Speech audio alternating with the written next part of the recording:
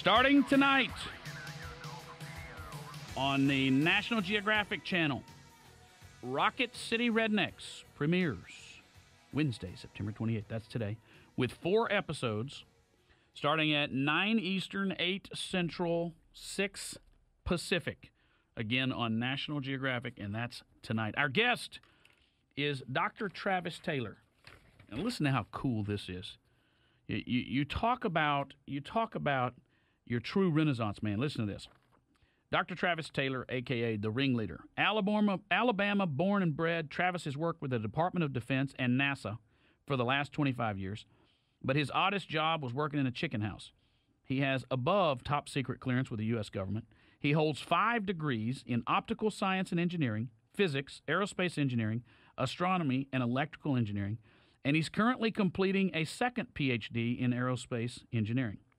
He built his first rocket at age 6, and he's been a space geek ever since. He's currently working on several advanced propulsion concepts, very large space telescopes, space-based beamed energy systems, high-energy lasers, and next-generation space launch concepts. Taylor has written more than 25 technical papers, 14 science fiction novels, and 2 textbooks, and he has appeared in multiple television documentaries, including National Geographic's recently highly rated special, When Aliens Attack. Now, that's my idea of a redneck Renaissance man. Dr. Travis Taylor, thanks for being our guest. Hey, thanks for having me. Call me Travis. All right, Travis, tell me about this cool new show that I'm excited to watch tonight. Chad, I got to tell you about how broad the appeal is. My producer is Hawaiian-born, half Japanese, grew up or went to school in Portland, Oregon, actually in Eugene, Oregon, got to Texas as fast as he can, and has been just geeked up over watching this show tonight. So I think the appeal is going to be widespread. Well, I hope so. You know, the whole reason for us doing this show is that we want to show people that if you put your mind to it, you and a few friends and family members can get together and solve some problems. They may not necessarily have to be, earth-shattering problems, but they can be a problem of some scale that you could solve. And that's pretty much what we do each weekend is we pick a problem, and then we get together and put our heads around it, and we figure out a solution, usually for under a couple $1,000s worth of stuff that we can find in my dad's garage or in the junkyard next door or at the hardware store. I love the cast of characters. The show's called Rocket City Rednecks. Raj Jones, I guess, is your best friend from elementary school? Yeah, we met Raj and I. His real name is Greg, but we've always called him Raj for some reason. But we met in the 5th grade in the Alabama Talented and Gifted program. And Raj has got a super genius IQ. I mean, like up in the high 160s, and there ain't a problem that he looks at that he doesn't almost immediately know the answer to. But Raj never wanted to go to school because he wasn't that disciplined about such things. But he became a machinist and a welder and a tinkerer, and man, he can fix just about anything. And he drinks a lot of beer. Yeah, and he likes to shoot stuff. Now, I got in my materials, it says one of the group of 5 lives in a trailer. Which one is that? That's Raj. Okay. And then your dad, I guess, Charles Taylor. Yeah, now my daddy, when he was 22 years old, he was a local Huntsville sharecropping farmer, and he was becoming a machinist at a local machine company here, and that's about the time the space program picked up, and he found himself as one of Werner von Braun's machinists. And my dad worked on the space program from the early 60s up till about 1970, where he was one of the machinists that put together the prototype of one of the first satellites we launched that's still in orbit today. And then he also built and welded parts that were actually in the Saturn V that took men to the moon. Then Michael Taylor, who is your nephew. And my nephew Michael, he's 23, and he's the only single one of the bunch, and all of us kind of jokingly say that we're going to be living vicariously through him. And he's a super genius at putting things together. Since I've been getting him Legos since he was old enough to chew on whatever he wanted to chew on. And he at 14 or 15, he took a 20 horsepower Briggs and Stratton engine and put it into a shopping cart and turned that thing into a shopping cart that would go 40 miles an hour. Wow. That's practical. Yeah, why not? Pete Urbach, Pistol Pete. Tell me about him.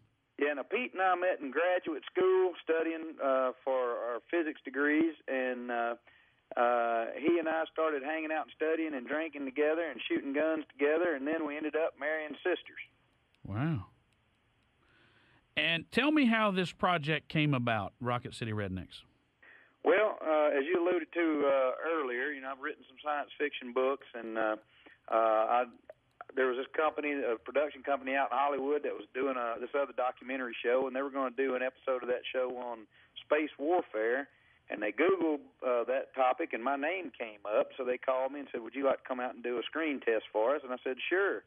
And when I went out to do the screen test, they ended up keeping me and filming 2 episodes of that show that week and had me back for a bunch of other episodes. But I told them, I said, look, guys, these documentary shows, these science shows, if you're not already a science geek or enthusiast, your eyes glaze over about 10 minutes in, because most everybody don't want to see the ad nauseum detail of a quantum black hole.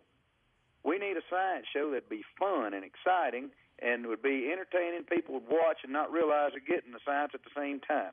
Right. And they said, well, what kind of ideas you have? So I told them.